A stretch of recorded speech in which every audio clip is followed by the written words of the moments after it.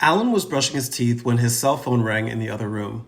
Without thinking, he left the water running, he went into the other room to answer it, and it turned out to be somebody that he hadn't talked to in forever, and it turned into this 40-minute conversation.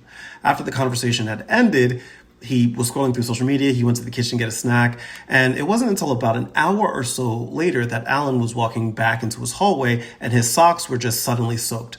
The bathroom was flooded, the faucet, it was still running from when he was brushing his teeth about an hour ago.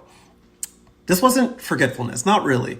Forgetfulness is when you just simply can't recall something, right? This was a little bit different. Once Alan left the room, the task, which was brushing your teeth and turning off the water, that completely dropped from his mind. Not because it didn't matter, but because it was no longer in front of him. It vanished from his awareness. This is what ADHD looks like.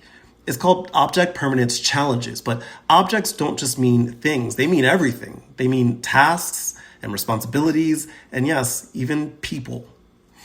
That's why when somebody might jokingly say, I forgot you existed for a moment, that's not to be cruel. It's not because they don't care. It's because when somebody isn't physically present or actively communicating, their brain might genuinely stop holding that person in their mental space.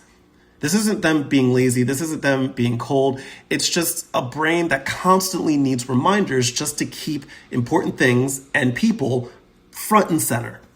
So when somebody with ADHD sets 10 alarms and uses sticky notes everywhere or checks in with you out of the blue, like when you get those random text messages from somebody that you haven't heard from in forever, please understand that they're working every second, every day, all year to stay connected to a world that constantly is disappearing.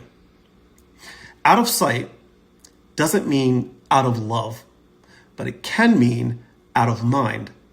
And that's why a lot of people with ADHD have to work so freaking hard to keep the faucet from overflowing.